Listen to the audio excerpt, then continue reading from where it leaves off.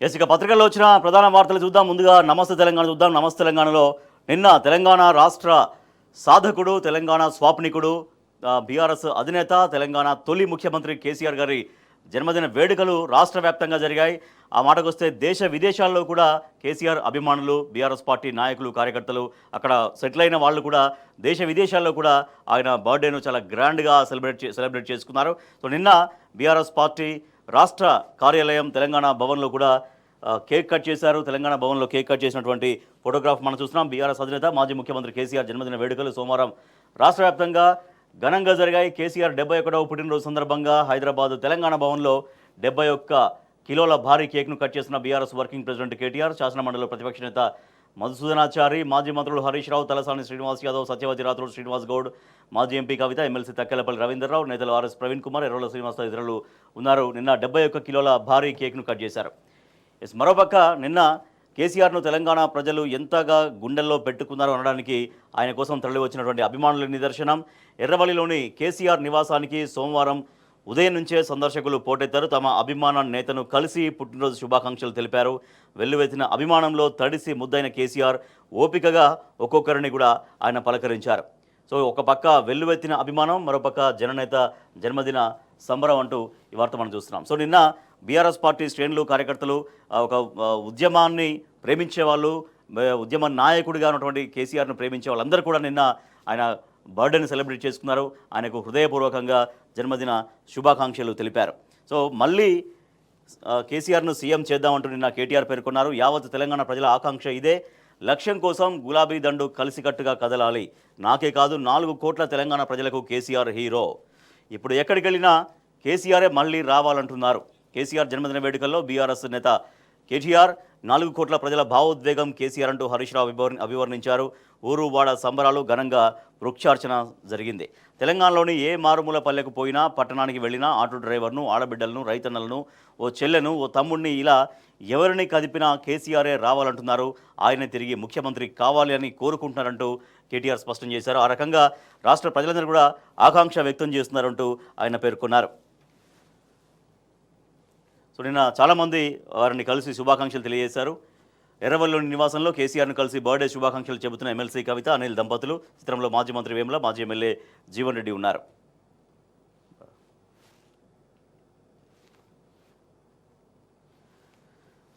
ఎర్రవల్లిలోని నివాసంలో బీఆర్ఎస్ అధినేత కేసీఆర్కు శాల్వా కప్పి బర్త్డే శుభాకాంక్షలు చెబుతున్న రాజ్యసభ సభ్యులు కేఆర్ సురేష్ రెడ్డి, వద్దిరాజు రవిచంద్ర, నమస్తే తెలంగాణ సీఎండీ దేవకొండ దామోదర్ రావు, ఎమ్మెల్యే ముఠా గోపాల్.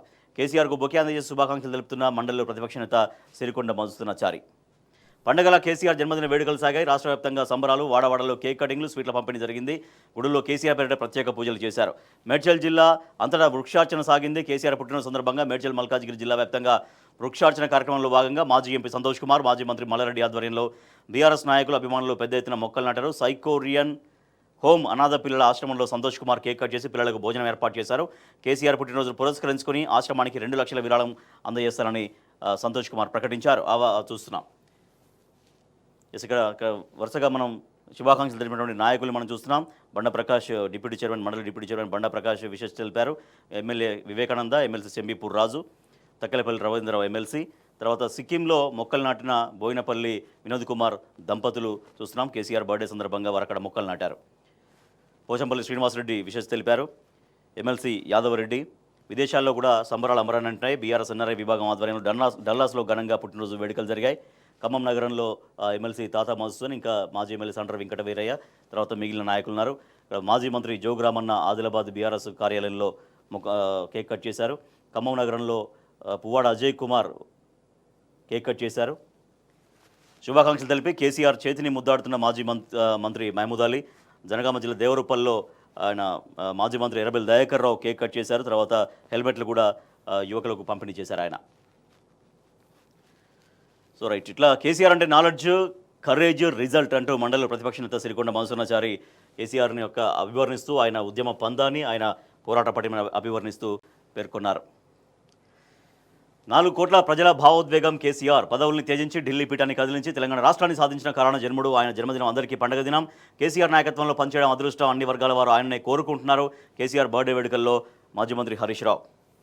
ఇక మళ్ళీ ఫోటోగ్రాఫ్స్ మనం చూడొచ్చు. ఇక్కడ మొక్కనాటి నిలిపోసినటువంటి మాజీ మంత్రి జగదీష్ రెడ్డి, అలాగే ఎర్రవల్లి వ్యవసాయ క్షేత్రంలో బీఆర్ఎస్ అధినేత కేసీఆర్కు పుష్పగుచ్చం అందించి పుట్టినరోజు శుభాకాంక్షలు తెలుపుతున్న రాజ్యసభ సభ్యులు వద్దిరాజు రవిచంద్ర, మాజీ మంత్రి గంగుల కమలాకర్, నారాజు లక్ష్మణరావు, ఎమ్మెల్యే పల్లె రాజేశ్వర్ రెడ్డి, డాక్టర్ సంజయ్, కల్వకుంట్ల సంజయ్ ఆయన రక్తదానం చేశారు.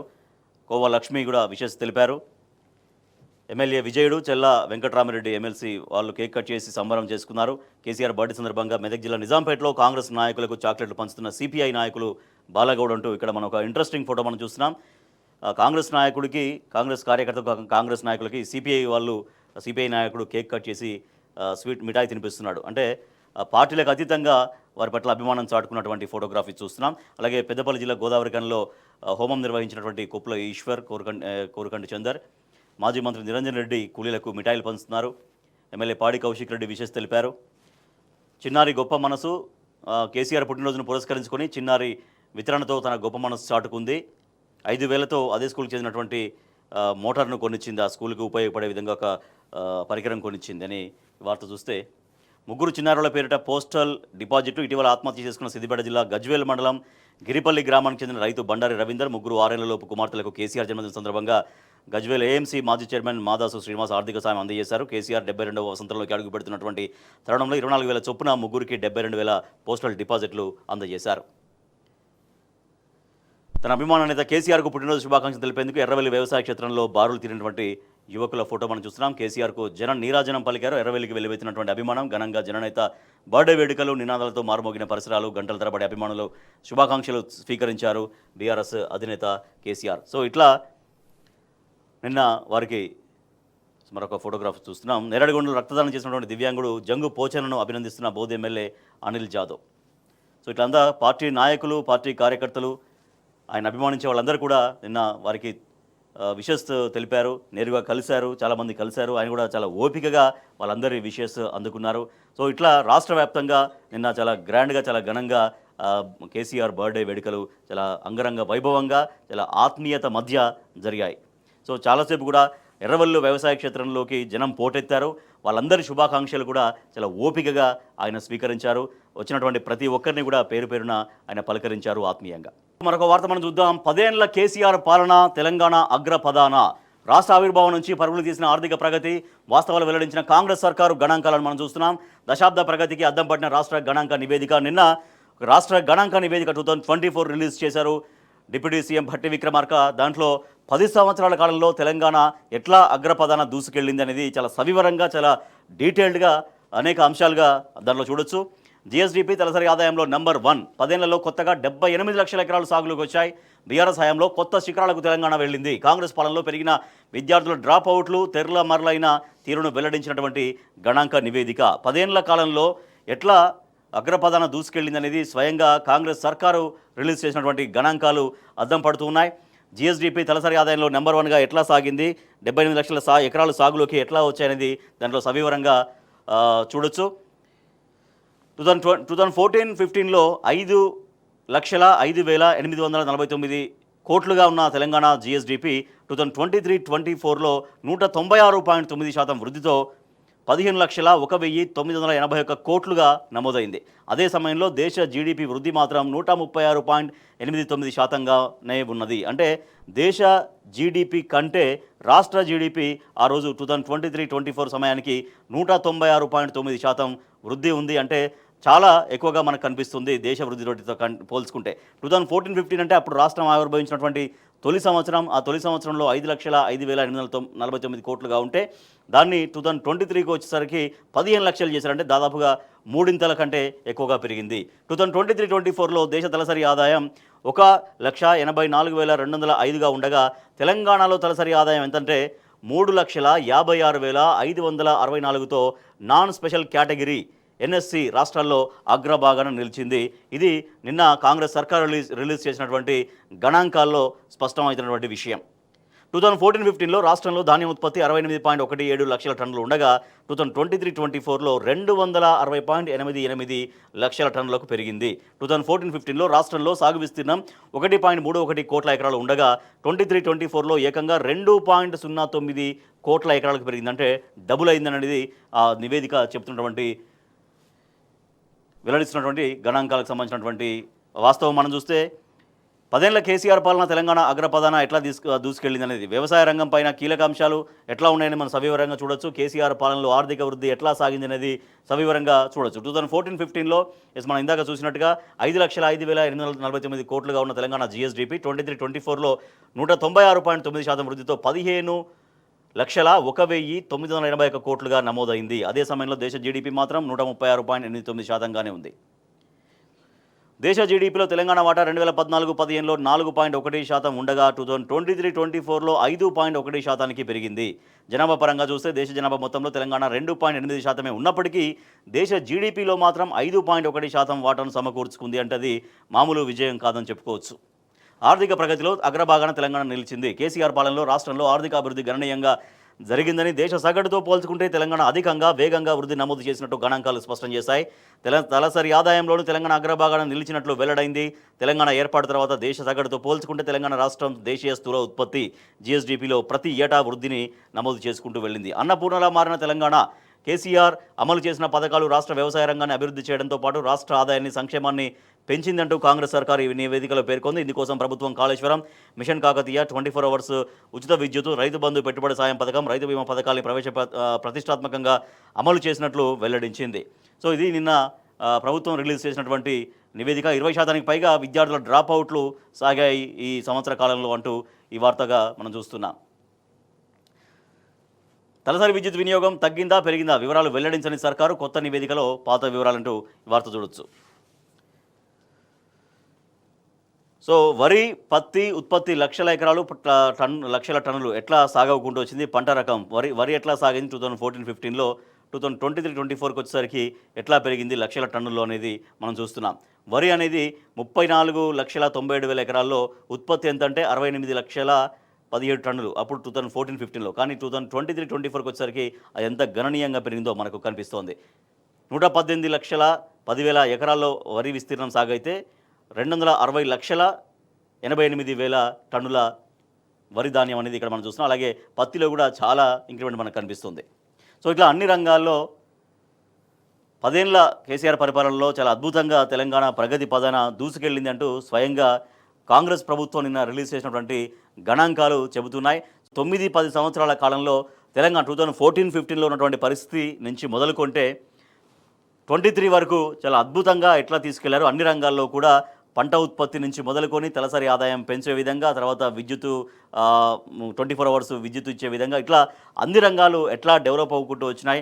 ఒక అగ్రపదాన ఎట్లా దూసుకెళ్ళింది రాష్ట్రం అనేది 9 సంవత్సరాల కాలంలో తీసుకున్నటువంటి అనేక సంస్కరణలు, అనేక నిర్ణయాలు, అనేక పథకాలు, అనేక కార్యక్రమాలు ఎట్లా ఒక మంచి రిజల్ట్ ఇచ్చాయి, ఆ ఫలితాలు ప్రజలకు ఎట్లా చేరాయి అనేది సమగ్రంగా ఆ గణాంకాల నివేదిక స్పష్టం చేస్తూ ఉంది. రైట్గా ముఖ్యమంత్రి రేవంత్ రెడ్డి మొన్న ఐఏఎస్ల పైన చేసినటువంటి వ్యాఖ్యల పట్ల చాలా అభ్యంతరాలు వ్యక్తమవుతున్నాయి, చాలా విమర్శలు వ్యక్తమవుతున్నాయి. మొన్న ముఖ్యమంత్రి కామెంట్ చేశారు, ఐఏఎస్లు ఎట్లా ఉన్నారంటే ఒకటి తప్పు చేయమంటే ఒకటి కాదు 3 చేద్దామని చెప్తున్నారని. అసలు తప్పు చేయమని ముఖ్యమంత్రి ఎందుకు చెప్పాలి, ఎందుకు చెప్తారన్నటువంటి విమర్శ వస్తుంది. దాంతోపాటుగా మీ వైఫల్యానికి మాదా బాధ్యత అంటూ ఐఏఎస్లు, ఐపీఎస్లు ముఖ్యమంత్రి రేవంత్ రెడ్డి వ్యాఖ్యలపైన గుస్సా అవుతున్నట్టుగా ఈ వార్త మనం చూస్తున్నాం. సీఎం వ్యాఖ్యలపైన ఐఏఎస్, ఐపీఎస్లో గుస్సా, ఏం తప్పులు చేస్తున్నామో చెప్పాలంటూ ప్రశ్నలు. అంతర్గతంగా ఐఏఎస్ అధికారుల మంతనాలు, ఐఏఎస్లపై రేవంత్ వ్యాఖ్యలు దేనికి నిదర్శనం? ఆయన మాటల్ని ఖాతరు చేయడం లేదా? అందుకే ఐఏఎస్లపై అసంతృప్తిగా ఉన్నారా?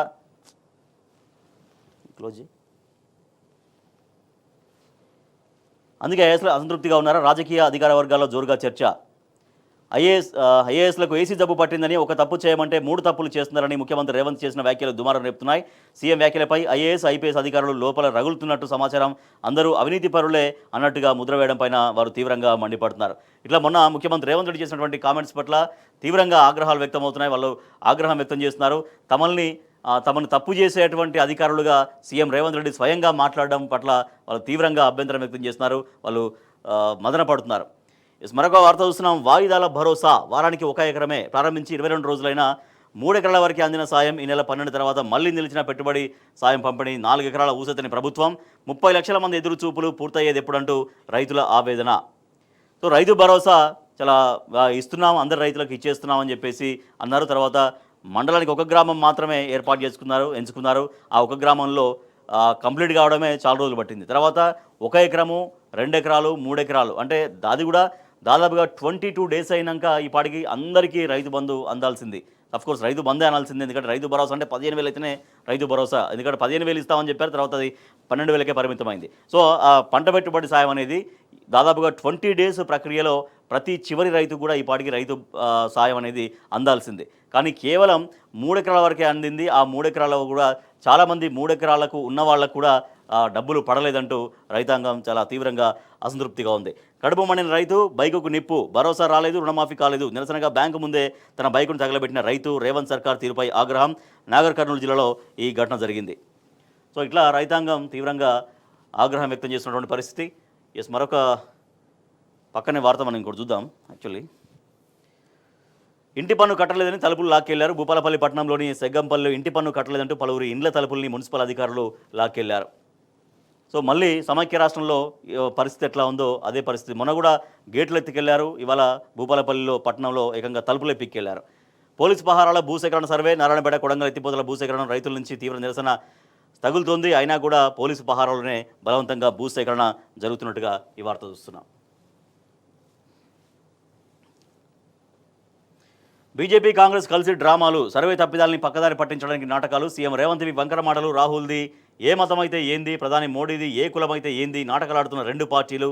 అసెంబ్లీలో బీసీ బిల్లు పెట్టాలి, కేంద్రం అమలు చేయాలి. ఎర్రవల్లిలో ఎమ్మెల్సీ కవిత డిమాండ్. బీఆర్ఎస్ అధినేత కేసీఆర్ జన్మదినాన్ని పురస్కరించుకొని ఎర్రవల్లిలో హోమంలో పాల్గొన్న అనంతరం అంబేద్కర్ విగ్రహానికి పూలమాల వేసి నిలదీస్తున్న ఎమ్మెల్సీ కవిత తదితరులు ఉన్నారు. పాములపర్తిలో పూలవర్షం. ఎమ్మెల్సీ కవిత ఎర్రవెల్లికి వెళ్తున్న క్రమంలో పాములపర్తిలో బీఆర్ఎస్ నేతలు ఆమెకు ఘన స్వాగతం పలికారు. ఆమెపై గులాబీ రేకులతో పూలవర్షం కురిపించారు. డీసీసీ అధ్యక్షుడి స్వగ్రామంలో కాంగ్రెస్కు జలకు బీఆర్ఎస్లో చేరిన కాంగ్రెస్ నాయకులు కండువాలు కప్పి పార్టీలోకి ఆహ్వానించిన ఎమ్మెల్యే పల్లా రాజేశ్వర్ రెడ్డి.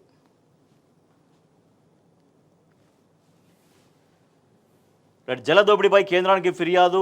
ఏపీ వైఖరిపై కేంద్ర ప్రభుత్వానికి లేఖ రాయండి అధికారులను ఆదేశించిన ముఖ్యమంత్రి రేవంత్ రెడ్డి. ఏపీ కృష్ణా జలాల తరలింపుపై స్పందన. కేటీఆర్ హరీష్ రావు ప్రశ్నించడంతో హుటాహుటిన సీఎం రివ్యూ. కోడాను మించి నీటి తరలింపుపైన నమస్తే తెలంగాణ కథనాలు.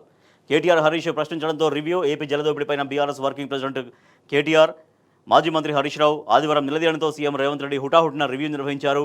ఏపీ యథేచ్ఛగా కృష్ణా జలాలు తరలించుకుపోతున్న రేవంత్ రెడ్డి ప్రభుత్వం కన్నెత్తి చూడడం లేదంటూ ఇరు నేతలు కాంగ్రెస్ ప్రభుత్వాన్ని ఎక్స్ వేదికగా ప్రశ్నించారు. రేవంత్ సర్కార్ మౌనంతో తెలంగాణ రైతులకు అన్యాయం జరుగుతుందంటూ మండిపడ్డారు. వెంటనే హుటాహుటిగా దానిపైన రివ్యూ చేశారు ముఖ్యమంత్రి రేవంత్ రెడ్డి. జిల్లాల వారీగా ప్రణాళికలు, ప్రాజెక్టులో ఉన్న నీటిని సమర్థవంతంగా వినియోగించుకోవాలని సీఎం సూచించారు. సాగు, తాగునీటికి ఇబ్బంది రాకుండా చర్యలు చేపట్టాలంటూ ఆయన అధికార యంత్రాంగానికి సూచించారు. ఇక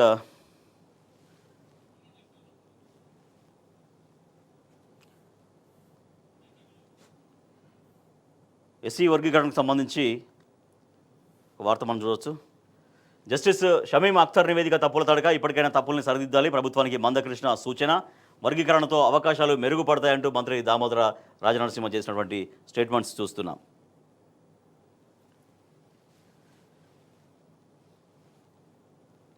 చైనాను శత్రువుగా చూడొద్దు. కాంగ్రెస్ నేత శ్యామ్ పిట్రోడా వ్యాఖ్యలు. సైనికుల త్యాగాలను అవమానించడమే తీవ్రంగా మండిపడ్డ భారతీయ జనతా పార్టీ. తమ పార్టీకి సంబంధం లేదన్న కాంగ్రెస్ అంటూ ఒక వార్త చూస్తే, బీజేపీ ఆదాయం 4,340 కోట్లు. 6 జాతీయ పార్టీలకు వచ్చినటువంటి విరాళాల్లో 75% కమలం ఖాతాలోకే. 1,225 కోట్ల రూపాయలతో రెండో స్థానంలో కాంగ్రెస్ పార్టీ ఉందంటూ ఈ వార్త మనం చూస్తున్నాం. ఆదాయానికి మించి ఖర్చు చేసిన Aam Aadmi party NCP 2023-24 ADR నివేదిక వెల్లడి చేసినటువంటి విషయాలు ఇవి.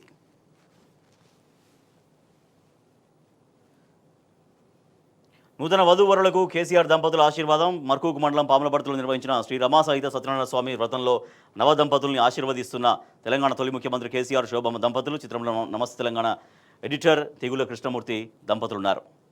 ఇక హైడ్రా చర్యలు చట్ట వ్యతిరేకమని మరొక వార్త చూస్తున్నాం. నోటీసులు ఇచ్చిన 24 గంటల్లోనే కూల్చివేతల. ఇది న్యాయ సూత్రాలకు విరుద్ధం. హైడ్రా తీరును తీవ్రంగా తప్పుపట్టిన కోర్టుకు హాజరు కావాలంటూ ఇన్స్పెక్టర్కు ఆదేశం అంటూ హైడ్రా వ్యవహరిస్తున్నటువంటి తీరు పట్ల తీవ్రంగా హైకోర్టు ఆగ్రహం వ్యక్తం చేసింది. సో కేవలం 24 అవర్సే అవుతుంది నోటీసులు ఇవ్వడం. నోటీసులు ఇచ్చిన వెంటనే 24 అవర్స్లోనే హైడ్రా చర్యలకు దిగడం పట్ల హైకోర్టు ఇప్పటికే అనేక మార్లు ప్రశ్నించింది, మందలించింది. అయినా కూడా హైడ్రా తన తీరు మాత్రం మార్చుకున్న పరిస్థితి కనిపించట్లేదు. అక్రమ నిర్మాణాల కూల్చివేత హెచ్చరించినా పట్టించుకొని నిర్మాణదారులు నోటీసు ఇవ్వకుండా నేలమట్టం చేసిన అధికారులు. టన్ను ఇసుక 2,000, వినియోగదారులకు ఇబ్బందులు, ప్రభుత్వ విధానాల ఫలితమేనంటూ నిర్మాణ రంగ నిపుణుల ఆగ్రహం అంటూ ఈ వార్త మనం చూస్తే ఇక మిగతా పత్రికల్లో వచ్చినటువంటి వార్తలు చూద్దాం. పట్టణాల్లో ప్రాపర్టీ కార్డు నేటి నుంచి దేశవ్యాప్తంగా నక్షా పైలట్ ప్రాజెక్టు ప్రారంభమని ఒక వార్త చూస్తే వెంటనే కొత్త రేషన్ కార్డులు అర్హులందరికీ కార్డులు ఇవ్వాల్సిందే అధికారులకు సీఎం రేవంత్ ఆదేశం అంటూ ఒక వార్త చూస్తున్నాం. తెలంగాణ జాతికి KCR hero, BRS party working president KTR ఆయన కొడుకుగా పుట్టడం నా పూర్వజన్మ సుకృతం, గుండె బలం జనబలంతో తెలంగాణను సాకారం చేశారు, కేసీఆర్ మళ్ళీ సీఎం కావాలని జనం కోరుకుంటారంటూ తెలంగాణ భవన్లో ఆయన భారీ కేక్ను కట్ చేశారు. Telangana today wishes power in for KCR on 71st birthday. Hundreds gathered at Eravalli to greet BRS chief. Series of events held across Telangana state and వార్త చూస్తే BRS working president KT Rama Rao and others cut a 71 kg cake marking party president K. Chandrasekhar Rao's birthday at Telangana Bhavan on Monday. People want KCR as chief minister again, says KTR. Right, ఇవి దినపత్రికల్లో వచ్చినటువంటి ప్రధాన వార్తలు.